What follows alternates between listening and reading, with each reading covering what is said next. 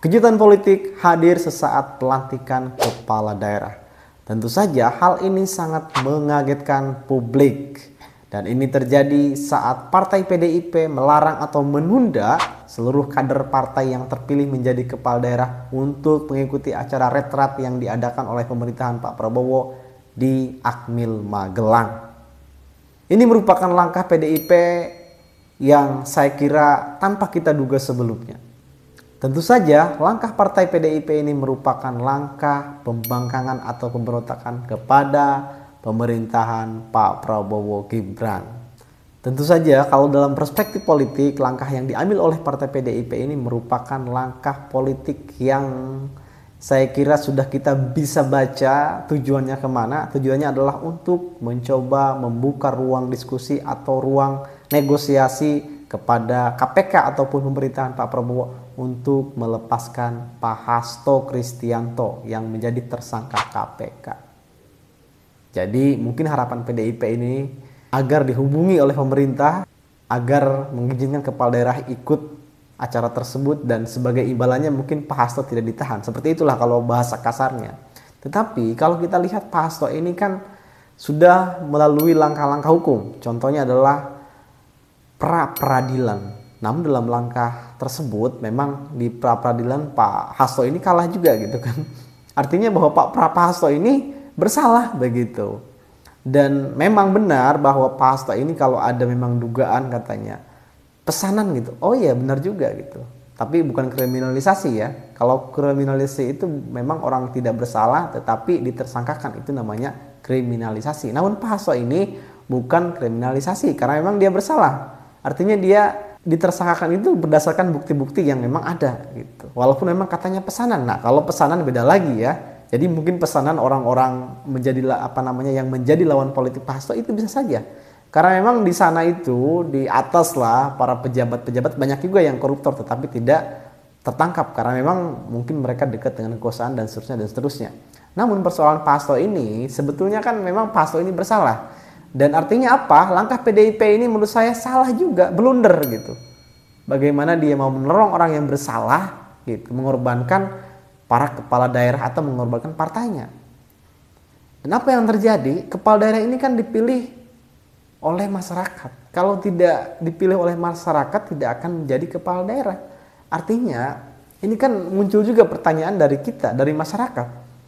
Kepala daerah ini milik PDIP apa milik masyarakat gitu. Dan ini langkah kemunduran yang ya tentu saja ini bisa menjadi langkah blunder dari partai PDIP. Faktanya kan hari ini masih ada mungkin beberapa orang atau mungkin 10 lebih lah kepala daerah yang masih hadir di acara tersebut, di acara retret tersebut. Kita lihat saja apakah nanti akan ada sanksi dari partai PDIP atau tidak gitu. Dan mungkin kalau ada sanksi dari partai PDIP, kepala daerah yang mengikuti acara retret ini bisa saja mereka mengundurkan diri atau pindah partai. Artinya kan yang rugi siapa? PDIP juga gitu. Dan tentu saja para kepala daerah ini dilematik gitu. Ketika memang mereka ikut acara tersebut, mereka takut dengan ketua umum partai PDIP. Dan kalau mereka tidak ikut, mereka juga takut.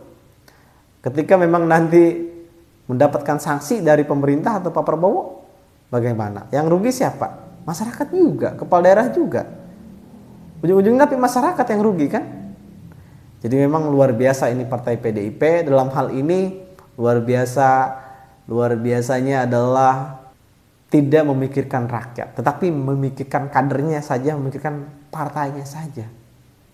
Dan mungkin ini menjadi langkah awal PDIP untuk menjadi oposisi karena memang saat ini belum terlihat ya sepak terjang PDIP katanya yang menjadi oposisi, tapi belum kita lihat nih langkah-langkah yang diambil. Baru pertama kali ini dan tentunya akan menjadi sejarah dalam perpolitikan Indonesia juga gitu. Dan kita lihat kemarin-kemarin itu kan hanya fokus mengkritik Pak Jokowi gitu kan, menyerang Pak Jokowi. Namun hari ini kan bertentangan langsung dengan Pak Prabowo gitu. Karena kan yang mengadakan acara atau yang mengundang itu kan presiden gitu. Dan tentu saja acara retret ini penting. Bukan hanya diatur oleh undang-undang tapi memang juga untuk sinergi. Jadi untuk sinergi antara pemerintah pusat dengan pemerintah daerah dan mana mungkin yang menjadi program-program strategis gitu ya kan, program-program yang memang notabene memiliki urgensi yang harus diselesaikan gitu. Dan ya tentu saja hubungan pusat dan daerah ini harus bagus agar tidak terjadi distraction ya kan. Harus sejalan lah gitu kan. Ini kan sama-sama Indonesia gitu. Jangan sampailah yang berantem nih PDIP dengan pemerintah karena ingin menyelamatkan Pak Hasto, yang jadi korban masyarakat juga gitu. Dan wajar kalau kita lihat memang para kader-kader terdahulu banyak yang membangkang, banyak yang keluar, banyak yang dipecat juga dari PDIP gitu. Seperti contoh Pak Jokowi gitu. Dia tidak sejalan dengan partainya. Kemudian Pak Effendi Simbolon, dan juga Pak Marwar Sirait ya kan. Pak Budiman yang akhir-akhir pemerintahan Pak Jokowi banyak yang loncat dari partai PDIP. Karena memang ya seperti ini. Ini wajah PDIP yang sebenarnya gitu.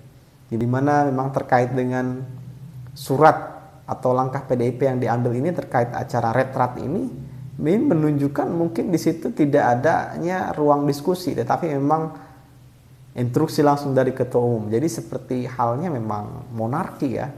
PDIP ini gimana ketua umum saja gitu. Jadi sepertinya kadernya ini benar-benar petugas partai gitu. Petugas partai gitu.